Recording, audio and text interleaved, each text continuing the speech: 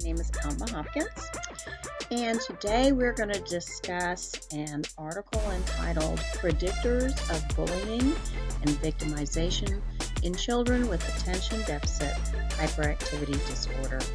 The authors are Anamarija, Ralić, Daniela Vitkovic, Sinzavana Sekosa Galesev, and I probably pronounced their names incorrectly.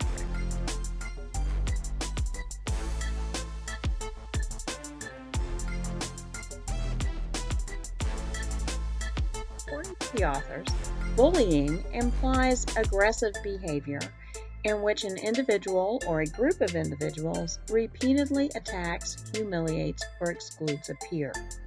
The research included both the victimized peer and the aggressor, and the researchers were attempting to identify the risk factors that have an impact on children with attention deficit hyperactivity disorder, whether the child with ADHD was the victim or the aggressor.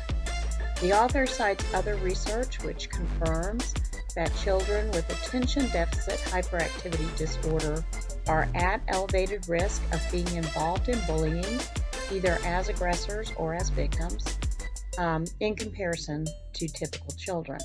The bulk of the previous research on the risk factors was not focused specifically on children with ADHD, so the authors felt this specific population of children should be studied.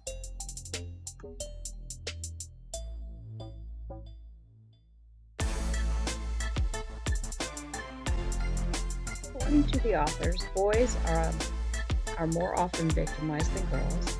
However, with boys, the bullying is usually physical, where with girls, it is more often social. Bullies choose targets that may appear to be unlikely to defend themselves or are easily upset. Also, victims who have low peer acceptance, high peer rejection, and may have few people available to step up and offer protection or support. The absence of retaliation and signs of distress are rewards for the bully. He finds them attractive. However, since the goal of the bully is to engage in aggressive behavior, those victims who fight back also provide a rewarding response. Children who are victimized by bullies often suffer anxiety about the school environment and suffer academically as well as socially. This is particularly problematic for the child with ADHD as they are already struggling. Children with ADHD are frequently fit the profile of a victim. They may also find the so-called rewards of bullying others to be attractive.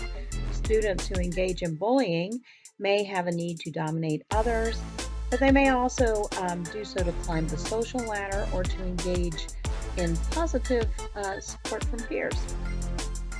The laughs of onlookers are as rewarding to the bully as they are demoralizing to the victim. Children with ADHD suffer from poor impulsivity and difficulty in controlling their emotions, which increases the likelihood of them becoming a victim or an aggressor. The results of the study indicated that 10% of elementary students who have ADHD suffer from bullying every single day. 3% of students with ADHD admitted to perpetrating bullying. 34% of children with ADHD reported having been bullied once or twice a month, as compared to 22% of their peers without an IEP. The most prevalent form of bullying came in the way of name-calling and exclusion from a group. Students also reported being hit, kicked, pushed, and having objects thrown at them. The only difference between incidences in boys and girls was that the boys were more likely to be physically assaulted.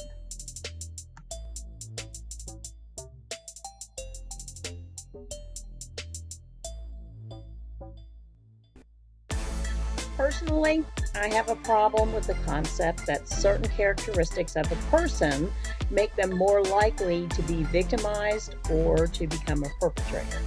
It feels a little like blaming the victim to me. However, it is undeniable that there are certain children who fall prey to others more often than their peers, and bullies generally carefully choose their victims.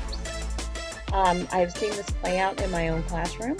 I have had to implement aggressive steps to prevent further incidents and support the perpetrator with behavioral interventions, as well as make changes to ensure the protection of all the students. Since students with ADHD frequently struggle to express themselves verbally, they may not report problems with other children until they have already escalated to a serious level. Students with the withdrawn type of ADD, they may simply keep the incidents to themselves and suffer in silence. Those with the hyperactive type of ADHD, they may react by screaming, hitting, kicking, or throwing objects, which ends up getting them in as much trouble as the bully. Students with ADHD often have trouble making friends, so the positive reinforcement provided by causing the type of reaction may encourage a child to engage in bullying behavior because it makes them feel more accepted.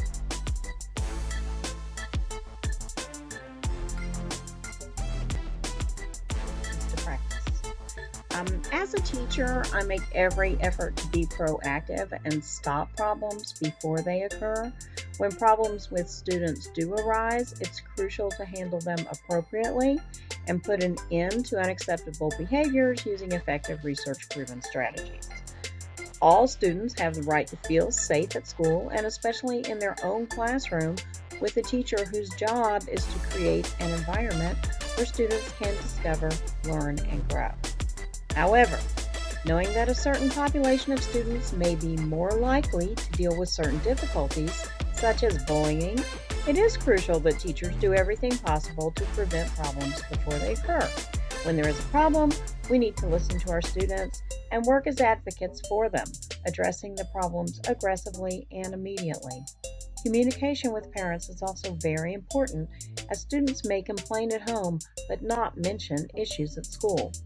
Parents may be unaware of the aggressive behavior of their children and will be unable to intervene without this knowledge, including character education and offering students opportunities to learn what to do when there is a problem is also helpful. We can't assume the children will know how to work out social problems. Role-playing and social stories are two methods that can help students choose appropriate responses, and providing students with engaging lessons that build on positive peer interactions can be beneficial, as well as task-based activities that require students to work together and use their personal strengths, increasing the positive social environment of the classroom. Once children get to know each other better, oftentimes that will put an end to things like bullying, because we can support positive social interactions and create and build friendships in our classroom environment. Thank you for taking time to listen to my presentation, and may you have a very blessed day.